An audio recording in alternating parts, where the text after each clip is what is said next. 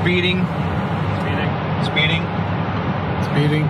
5, 4, 3, 2, 1. The world is changing faster than ever. What used to take decades is now taking years or even months. What you see right now is the illusion that people have had for many decades about the workplace being this secure place to work the rest of your life. For the first time in the history of our nation, our children will not do as well as us. We've seen our friends get laid off. We've been laid off. We've had our pay cut. People are overworked and underpaid. They seem to have less time and less freedom. They live under constant pressure. This is going to be forced. And so even if your employer loves you, they may have to cut you. There's something wrong that on Monday morning, the heart attack rate increases by 35%. Technology is accelerating, job security is declining.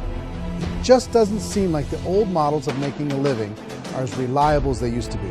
Every aspect of our lives, there's a better way out there, but we're still doing it the old way. We live in the greatest country on the planet, and there are a lot of people sitting around complaining and being cynical. Like everyone's whining about this old model, and I'm like, why don't you leave it? Look at all this over here. Look at all this opportunity. Since so much of our lives revolve around our work and the way we make our living, many people are thinking there just has to be a better way. The biggest challenge facing our world today is not making money, is what are we going to do with all the displaced, unemployed people? People are afraid that they're going to make the wrong decision. People are afraid of the unknown. People are afraid that maybe I don't have the skills. Hey, sports fans. Industrial age is over. It's dead. It's dying. That's why going to school to get a job is an obsolete idea. A steady paycheck is an industrial age idea.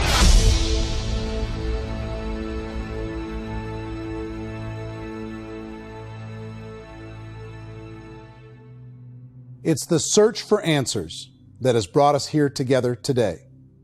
My name is Eric Worre, and for almost 30 years I've been an entrepreneur, struggling at times, but ultimately succeeding. As a best-selling author, speaker, and business owner, I've spent my entire career helping millions of people around the world to become entrepreneurs. And I believe strongly that there is, in fact, a better way when it comes to how we make a living. The career landscape has changed dramatically, and many are still working in a model that is completely out of date. What worked for previous generations isn't working as well for people today. In this film, we're going to explore 3 important questions. First, what's really going on in our working world today? Second, in this new economy, is it better to become an entrepreneur, or is it safer to work for someone else? And third, if a person decides to become an entrepreneur and start their own business, how can they do it without taking on massive risk? To help in this journey, I've brought together some of the greatest experts and thought leaders in the field of entrepreneurship to share the real facts with you. My intention is to give you new information that will allow you to make choices that are not limited by an old, outdated model. Let's start by understanding what's going on in our working world today.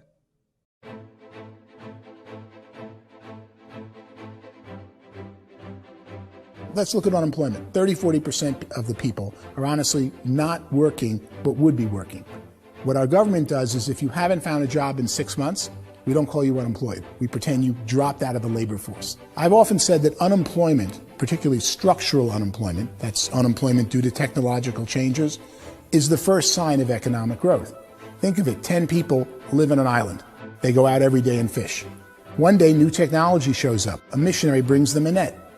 Now, using the net, one pilots the boat, one throws the net. 2 fishermen can do all the work 10 used to. That's a 500% increase in productivity, 2 doing the work of 10, in one day. You don't have to learn a lot to learn how to throw a net instead of throw a fishing line. The island's got a big problem, 80% unemployment. But the island still has all the wealth of the fish because the 2 people produce as much fish as 10 did. Now, of course, looking back in history, these changes used to take thousands of years. And during that time, we went into farming and transportation. Some of us became doctors and some teachers and lawyers, and we developed all these new professions and new manufacturing jobs. Today, these changes are occurring literally in one day when a new technological advance occurs, and we don't have the social structures to deal with it or to retrain the unemployed people. So one of the things that I think is interesting as I travel across the country and really travel around the world is the way that we work and the way we get paid for work is changing pretty dramatically. On a global basis, everything is being turned upside down because of the rapidly advancing technologies. They are eliminating many jobs, and we have been left with many people not prepared for the jobs that exist. A lot of demand in public companies was to squeeze out all the fat and to get just as much margin as we possibly could, and fat equals humans. So this idea of job security in information age is so obsolete, but it's still taught inside our school system. And that's where the problem starts. There's no financial education in the school system, and people are still trained to be employees to work for that paycheck. This is a chart on the middle class. What's happening in the middle class, those that went to school, their incomes have been coming down for years. And parents still say to their kids, go to school, get a job. Now what happens to all those middle class people who are dropping off the ends of the chart? Well, they become what's called working poor. And this is what happens to working poor. But they say poverty is ending. Well, poverty may be ending, but working poverty is going up. And this is food stamp usage. So food stamp usage in America is going through the roof right now because people cannot earn what they call a living wage. Most people have experienced financial pressures that I think are probably greater than they have been in the past. If you're not working for yourself, then it's going to be a pretty hard road for a lot of people. Today, if you're going to control your future, the 40-40 plan is gone, where you can graduate from college and get a job and work for 40 hours a week for 40 years. That day is gone. So some of these charts actually tell you what's going on. And this is a really interesting one, you know. People are going back to school because if I go back to school, I'll get a nice job.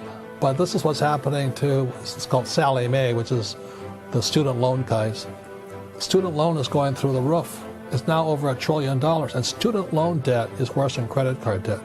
So when people stopped using credit card, the government got people into student loan debt.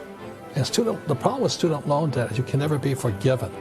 See, with credit card debt, you can declare bankruptcy and all's forgiven. But student loan debt, you can declare bankruptcy, you still owe it. It's the worst of all debt. But this is the next picture. Look at this chart here. This is what's happening to wages of college graduates. It's going down. So you go to college, you rack up all this debt, but you earn less money. Now, that's not that intelligent. Average person who's been working a lifetime in America today is ending their lifetime at 65 with about $41,000 in assets. They earned just enough to survive. I think in the United States we have something like 17 trillion in debt. That's just the federal government debt. We got another 2 in municipal and in other, let's call it almost 20 trillion government. We've got 40 trillion in private debt. That comes up to close to 60 trillion.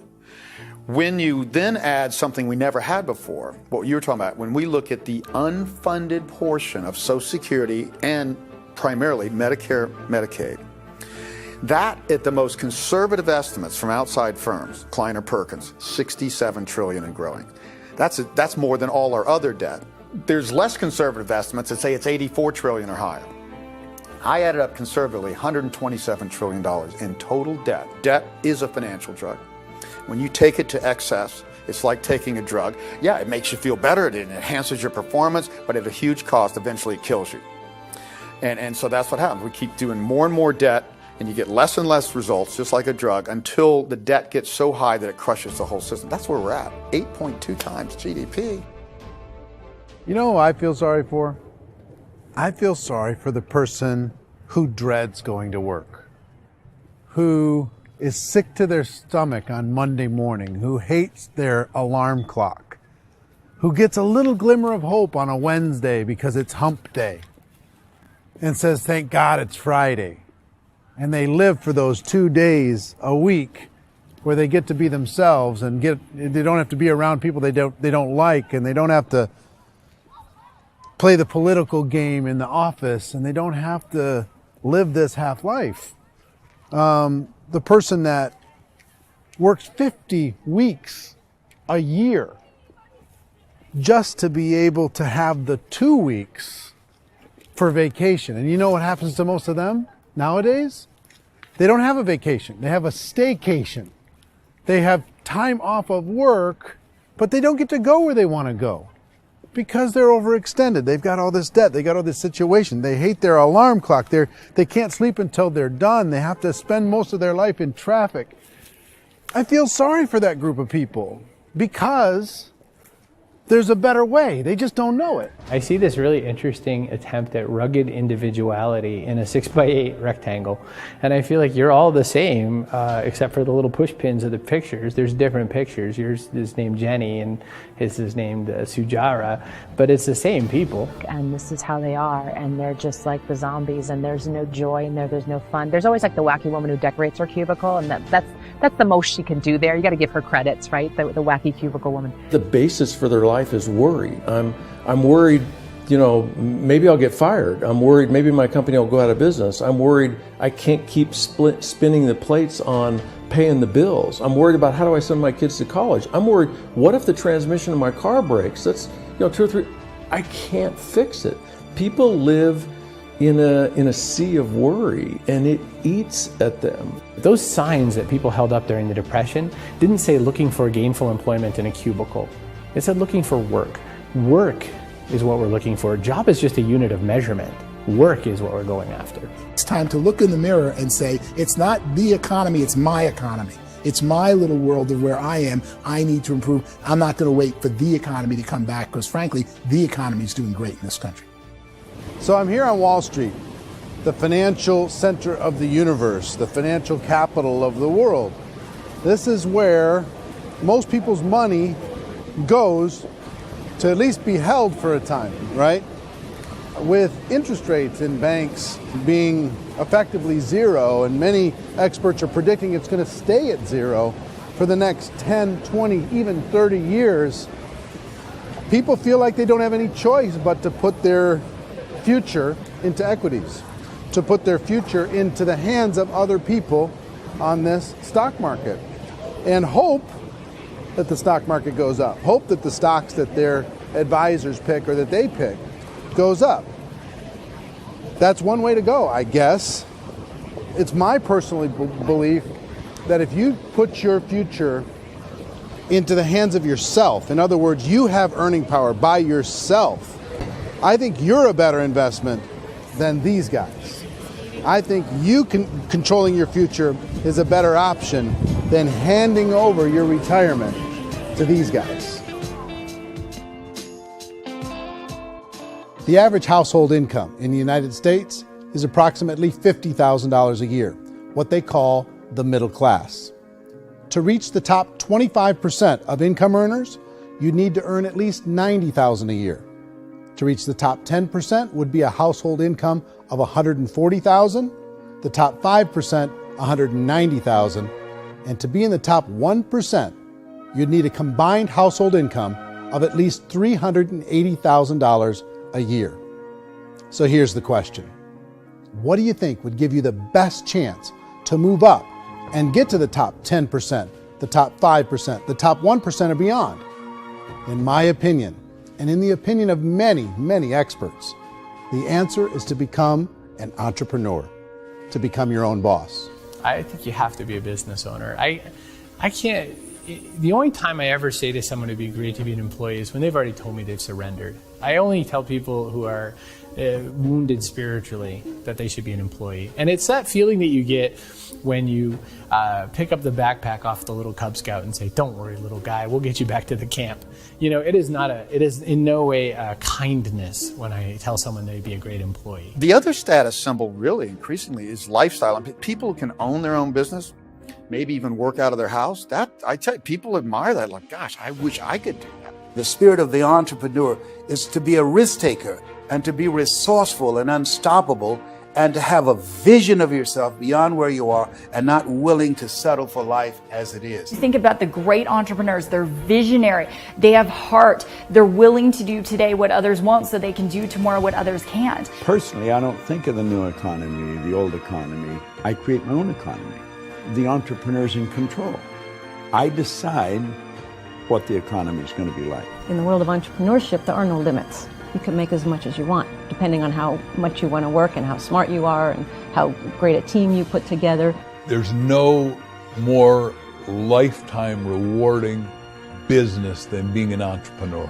Why in America, where anyone could be anything, would people want to give up their freedom and become effectively a modern-day slave, told shut up and be here every morning at 7:30, leave at 5:30, and do what I tell you?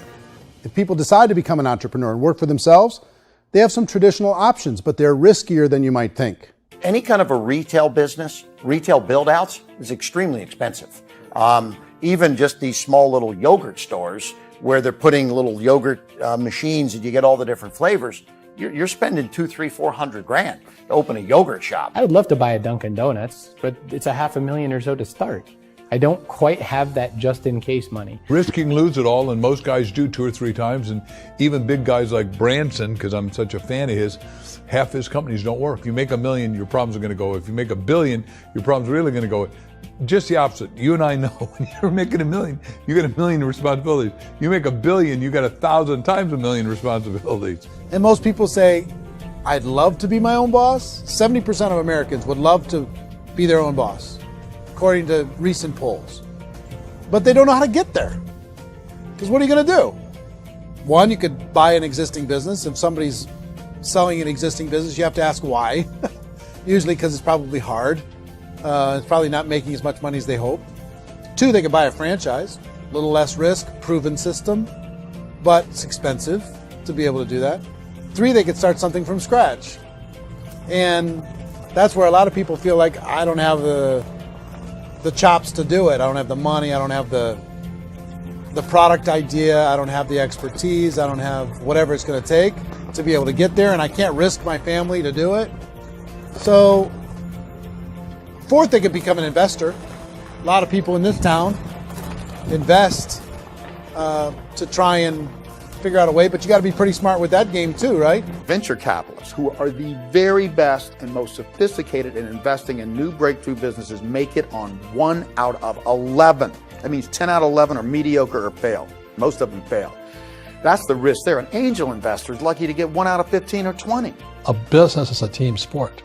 Like, I have to have accountants, I have to have engineers, I have to have systems designers, I have to have sales, marketing, I have to have accounting, I have to have mission statements, I have to have legal and all that. The average Joe Schmo, even me, I go out there, I don't have the skills to put a business together. I think the bottom line for the 4 traditional options is they take money, sometimes a lot of it.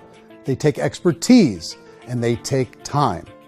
All of that adds up to just too much risk for most people. I bought a business from somebody else, and it was a lot of work. And you start wondering, what did I just buy? Because I guess ultimately I own your email list, and I just overpaid for it. People that start their own business, they spend a lot of money, they spend a lot of time, a lot of effort to get things started. And the more you invest on the upfront, the harder you typically work at it. I can tell you what the success rate is of a restaurant. What is it? They're crazy enough. About 90% of them fail. About 90%? In how quickly? Year or less. Wow. And if we're talking non-franchise, we're talking franchise, Sure. That's totally different. Yeah. But our students aren't getting franchise restaurants. You got to invest big money. Exactly. And with someone like McDonald's, you've had to work with the company for a long period of time, really know the Even have a chance of investing $1 million. have a chance, and it's a slim chance. What if there was a way that you had all the proven aspects, the comfort aspects, and you could still control your own life? What if there was both? In other words, you didn't have to create everything from scratch. You didn't have to be a super leader. All you had to do, what if there was a proven product already? You didn't have to create the product. And there's a proven system already, proven training already. Everything except an employer. That was the only thing that you didn't have. Do you think more people would be open to working for themselves in that environment?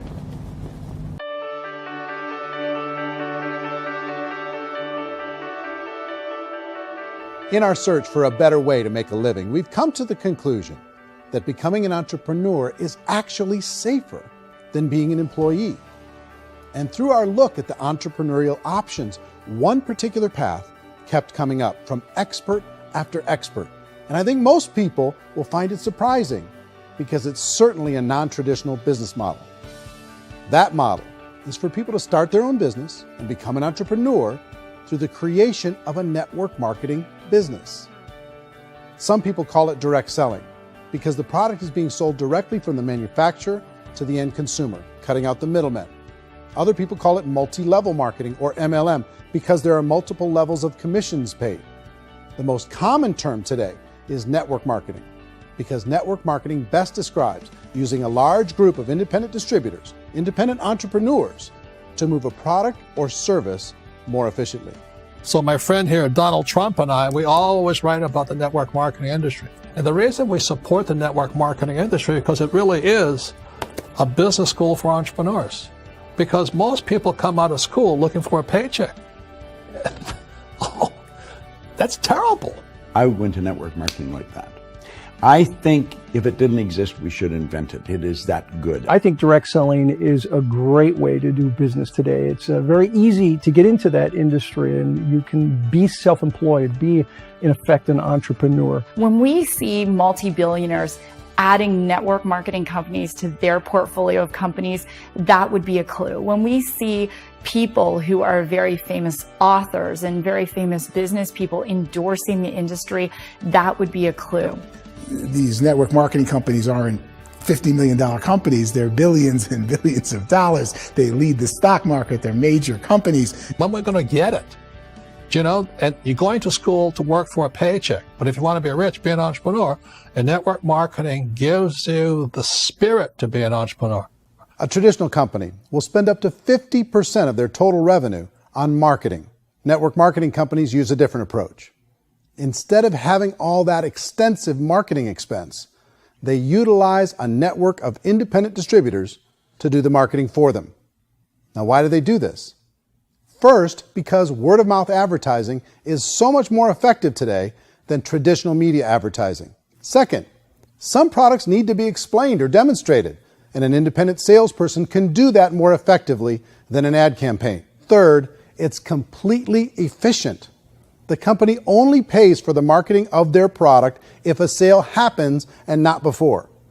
Imagine if Amazon allowed you to become an independent distributor and paid out 40% of its revenue to that distributor group. All you had to do as a distributor was recommend a product, and if a person bought it on Amazon, Amazon would take care of all the logistics, and you'd get paid for bringing the customer. Now imagine you got paid for every purchase that customer made for the rest of their lives.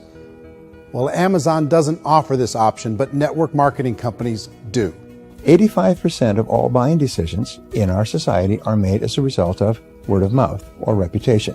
We're recommending things to each other all the time.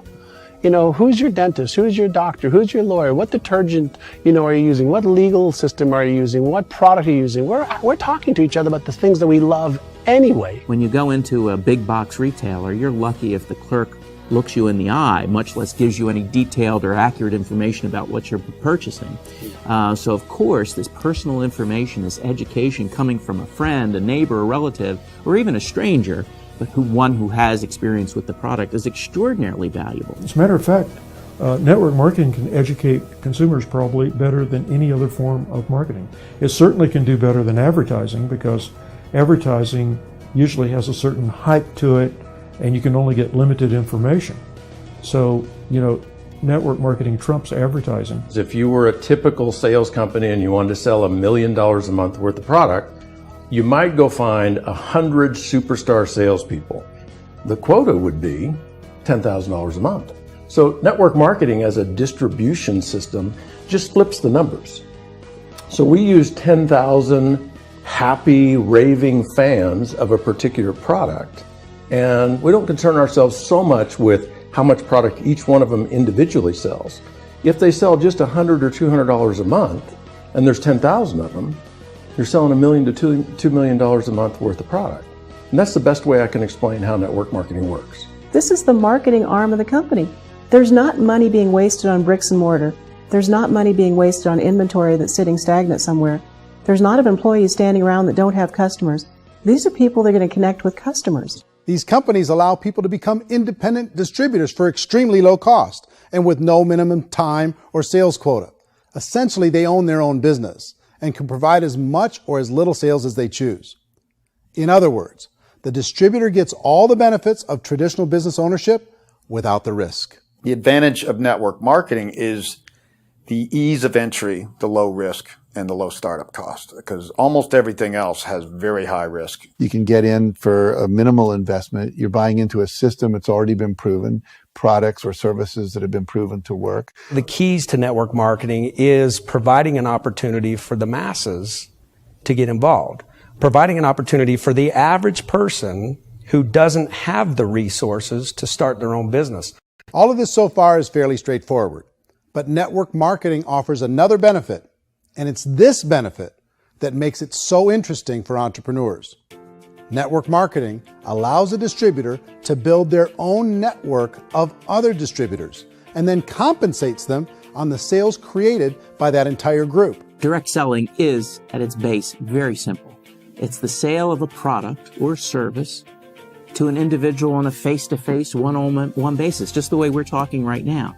But there's an important element as well, and that's the offering in conjunction with that sale of product, the offering of an opportunity for someone to make something of themselves. No matter what your social status is, no matter what language that you speak, I mean, look how many unbelievable people are becoming successful that speak every kind of language out there. What an awesome gift to give the world. Instead of having to work your way up in a system and prove that you could be a sales manager, they just decided everybody can be a sales manager. Everybody gets to build a sales team from day one. And so what that brought into the system of growth as a direct selling company is the concept of compounding or geometric progression. Because now you can actually grow a sales force very quickly because everybody is enrolling people in their own sales force. People who are like, oh, this is weird, I'm building a sales team, or what do you think you do at a regular company? How do you think a regular company works? Network marketing is the only industry that doesn't say your past determines your future.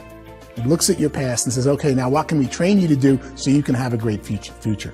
Every other employer out there wants to exploit you for what you already know, not teach you something new. Network marketing has the potential to save the United States and the world because it's going to teach people not to be employees, but to be entrepreneurs.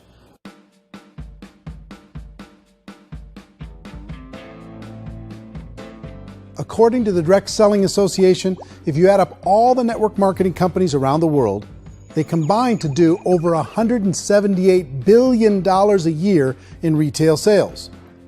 To give you an idea of how big that really is, the NFL, the National Football League, does approximately $9 billion a year. The music industry does a little more than $16 billion a year, and the movie industry does about $80 billion a year. Using a conservative average, network marketing companies pay their distributors about 40% of that $178 billion in the form of commissions, which adds up to more than $71 billion a year. That's almost $6 billion a month. It's almost $200 million in commissions every single day. So it's certainly working, and people are making serious money in network marketing. With the growth of the direct selling industry over the last 10, 15, 20 years, we've seen a broader understanding of the channel. We have seen more and more people getting involved in the business, so our penetration in the marketplace has increased, and thus the understanding in the marketplace of who we are has increased. And we've seen non-direct selling companies look at the direct selling model and say, something's going on there. People are making money. Companies are being profitable, individuals are being motivated, product is being delivered to market. Maybe we should explore this. Some people think only the people at the top make money. Well, let's take a look at that as well. In the network marketing profession, there are roughly 500 people in the world who earn over $1 million a year. If you round that number up to $2 million a year, that adds up to about $1 billion a year. That takes the $71 billion paid out each year down to $70 billion. So where does the rest of the money go? The vast majority goes to part-time people making anywhere from a few $100s a month to many thousands of dollars a month. It goes to people who choose to make it a full-time career move and earning even more than that. Every day, people are using the money they earn through network marketing to pay off debt, have more fun, and improve the quality of their lives. Everyone I know in network marketing has been doing that since the 50s. They go to work when they want to go to work.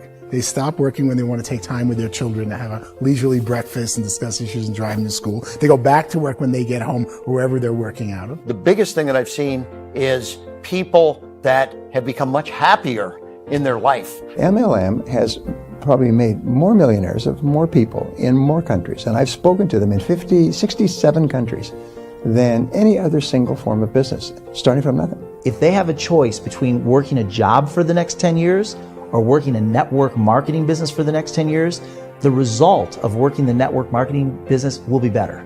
A lot of people within the industry go on and make this a career and do extremely well at it. Network marketing has been nothing but good for everyone I know that's been involved with it because they did it seriously and they played full out and they've been very successful. It's been a constant barrage of success stories and people showing off stuff they got as a result of it. How many people are involved?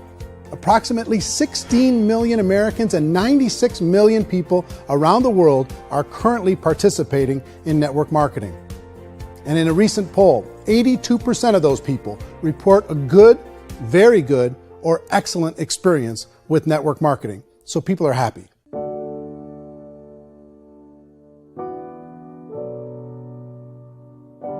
So I've taken a look at the network marketing profession and really tried to understand why so many people are confused as to the validity of this as a business.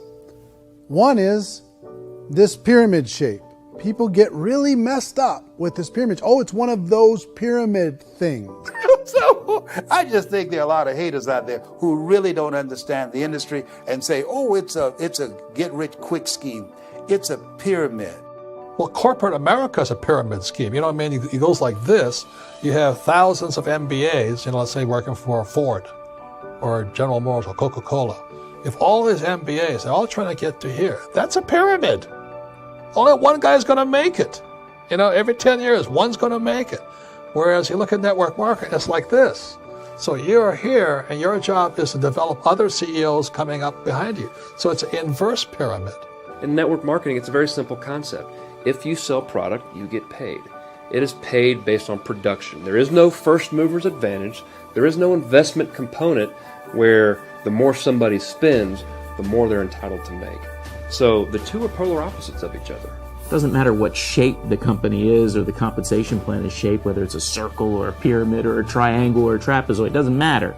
If compensation is coming primarily from recruitment, then you got a problem.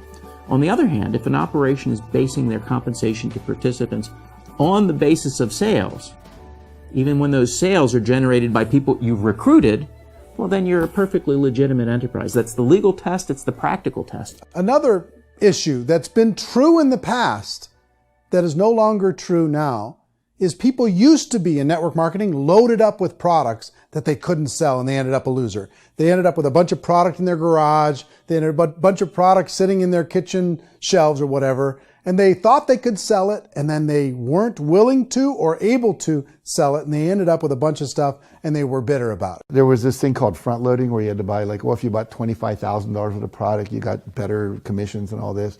Today, it's almost all done by computer. It's direct mail comes from a warehouse somewhere else. You don't have to have all this inventory. You don't have to stock up.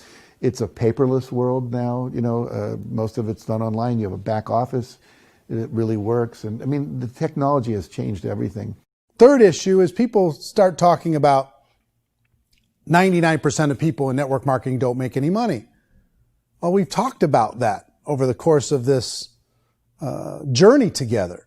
Almost $200 million a day is being paid out to network marketing distributors around the world. The naysayers, the people who say that it doesn't work, are usually the ones who just don't know how to make it work for themselves. And so they're giving you an opinion, and I tell people, don't confuse people's opinions with expertise, because opinions are free. And don't confuse sincerity with the truth, because people could be sincerely wrong. But here's the reality inside of network marketing. The vast majority of people that get involved in network marketing just become customers, and they get involved to be able to purchase product at a lower price. If you take Costco as an example, if a person goes into Costco and gets a membership to Costco so they can get a lower price on the product, we don't call that person a loser because they have a bunch of product that they walked out with with a smile on their face. Yet when some people want to take a look at network marketing, they say, well, those people, they're just using the product and they aren't earning an income, so they must be a loser. They're not a loser, they're a happy customer. That's the vast majority of people that are involved in network marketing. Now, a smaller percentage of those people decide to go build a business. They earn $300 a month, $500 a month, $1,000, $2,000. That's the bulk of earnings in network marketing. And then there's the few that really decide to take it serious, really decide to build a large network, really work to make that network very, very productive. And those people make huge amounts of money and there's no cap. What I do as an outside economist, just somebody looking at this industry like any other industry I speak in and say, look, what's the realities of this? 1% do incredibly well. 10% generate some additional income at pretty low risk and effort. That's not, and 90% of people roughly end up customers.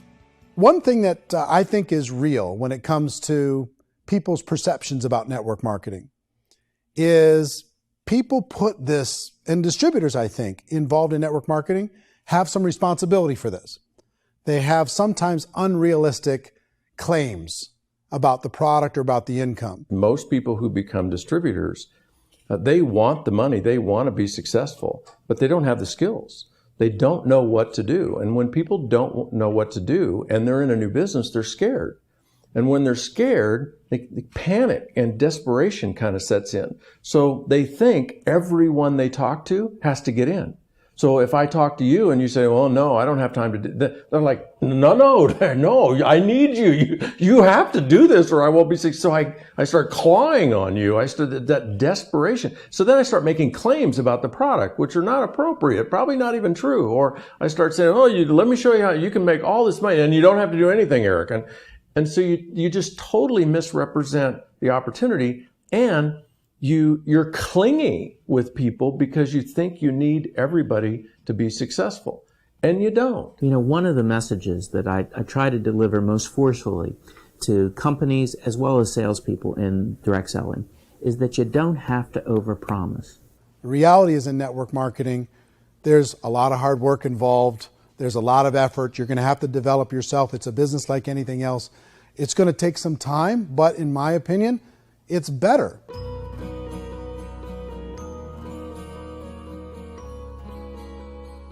It's light years better for people starting today than it was even 5 years ago. I think it's more widely accepted now, and people understand it is a business. It is being an entrepreneur. It is being a business owner. Our belief system is based upon our evaluation of something.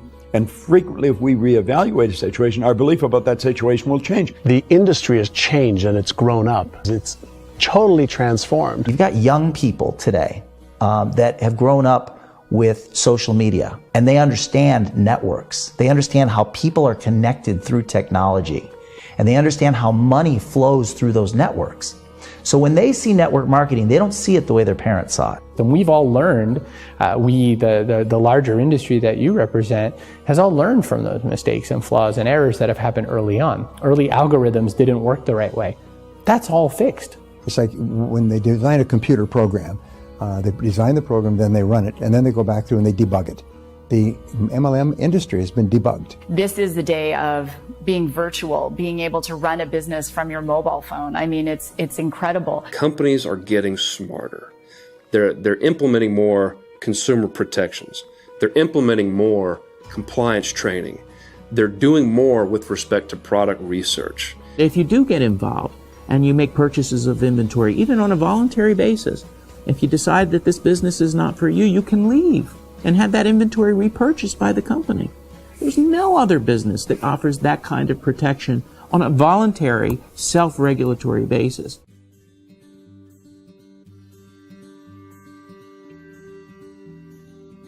If you decide to look further into a network marketing business in order to generate more cash flow for your family, I would recommend reviewing the following 4 elements.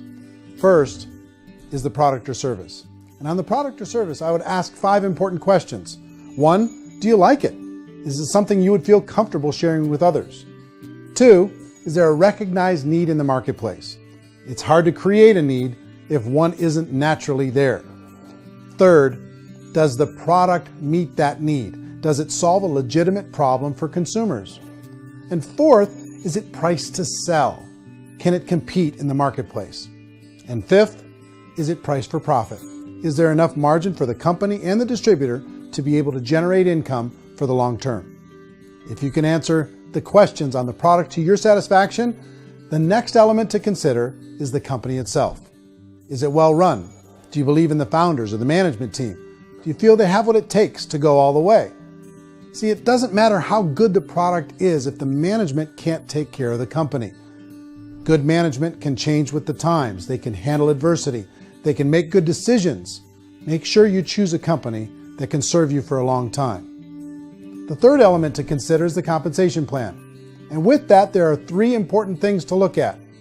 First, a brand new person needs to be able to generate some money fairly quickly.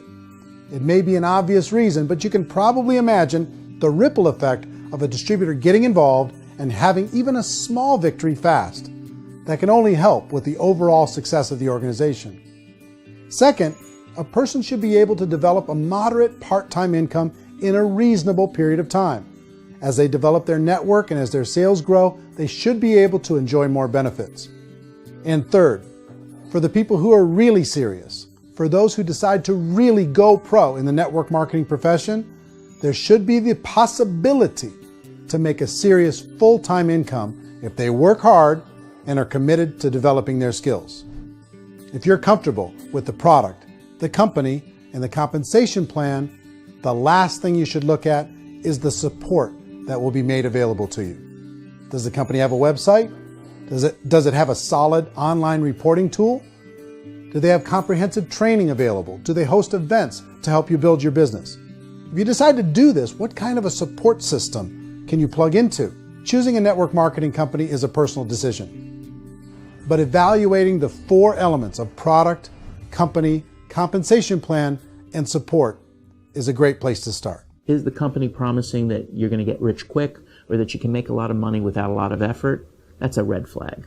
Is there a product that you really believe in that you think can be sold? Or are you being told by salespeople or the person who's trying to recruit you or by the company itself that don't worry about the product, all you have to do is recruit other people into the business? Red flag, warning sign. If you're hearing that, take a second or even a third look. Get to know the customers, the products, the business, have some success, and see where the opportunities might take you to move up in the organization. You want to find out how concerned are they about my education, my training, and my development? Is there a space for me to grow? Most important question. Learn everything that you can about the product. Make sure it's something that you believe in, and learn everything you can about the industry and work that system. You have to be very passionate about whatever that company is doing. I would get involved. You can always test drive anything, the product, the service, the community, and then lean into it a bit. If it feels good, then lean into it a lot. Behind me is the Lincoln Memorial. And this is a place where Martin Luther King Jr. had his famous I Have a Dream speech. And at that speech, he talked about his dream for equality for everyone around the world, and that's a noble dream. But I think more people need to remember what it was like when they were kids and the dream was still alive in them. Before it got beaten out of them by reality, by this paycheck, by these responsibilities, and by having to live for this job to pay the bills. I think people need to remember that, go back to that. Once they know that there's a better way, I think their future is going to be much brighter. They can live a better life.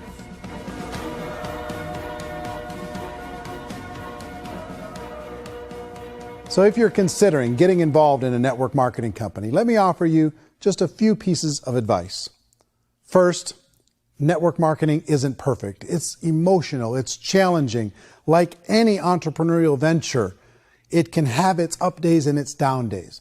But if you have an entrepreneurial bone in your body, it's just better. Second, if you're going to do it, decide to be professional. Decide to go pro.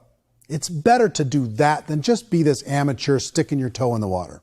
Third, as any professional, you're going to have to learn some new skills. And I promise you, inside of the network marketing profession, they're not too difficult to learn. Fourth, like anything worthwhile, it's going to take some time. Don't expect that you're going to get to the finish line right out of the gate. And fifth, it's worth it. It's worth it to be able to take charge of your life again. It's worth it to be able to control your own financial situation. It's worth it for the people you're going to be able to spend time with. It's worth it for the things you're going to be able to see and the experiences you're going to be able to experience. It's worth it for the causes you're going to be able to contribute to, the lives you're going to be able to touch, the customers you're going to be able to help, the friendships you're going to be able to develop. I promise you, it's worth it. Remember, most people are searching for answers just like you are. But I do have to tell you the catch to network marketing. If there is a catch, if you want to understand this from an emotional point of view, people say, well, it sounds too good to be true. It's not, it's hard work. But here's the catch. Most people still don't understand it. So you're going to have to endure the loss of social esteem from ignorant people. The uneducated will think less of you. Now, if you can handle that, you're on your way. If that's going to destroy you, you know what? Entrepreneurship in general probably isn't in your future. If you can face that catch, you can become unstoppable. I want everyone to really contemplate this if they're not in network marketing. You're in a job, you probably have a mortgage, you have rent, you have debt, whatever's going on. You're in a prison. You work just hard enough to keep them from firing you, and they pay you just enough to keep you from quitting. Come on! I've been there, done that, and bought that t-shirt. In network marketing, if you run into failure, it's really just a homework lesson for yourself. There's no one to blame. You really have no excuse not to be successful. You just don't. People don't want to hear that, but there's so much available to you. If you want to be a good network marketer, be a student to the people above you, be a fellow traveler to the people on the same level, and be a teacher to those below, and know when it's appropriate to do which. People who are not afraid of asking people to buy things, or not afraid of persuading people with a chance they may say no, these people own the future. Nothing happens until something moves. So you got to go move, you got to go do something, or nothing's going to change in your life. In the beginning, you're going to do a lot of things that you don't get paid for. But as you go down the road, you get paid for a lot of things that you don't do. Now, your job is rehabilitate the spirit, the entrepreneur spirit in all of us. You get it back. Either give it a strong yes or a strong no, but no wishy-washy, dilly-dally stuff in the middle. There's dreams and there are nightmares, but I believe that the biggest nightmare of all is when you don't pursue your dream. You're going to see some monumental growth in this profession. It's an exciting, exciting time to be involved with the network marketing profession. The next 10 years, I see just exponential growth. When that tipping point comes, it's not a matter of asking somebody, have you ever heard about network marketing? You're really asking them, which company are you building your wealth in? We are here to fix the world, to improve relationships with other people, to improve other lives. And the real reward comes as an entrepreneur in any level from teaching somebody something and watching them soar. There is no greater reward.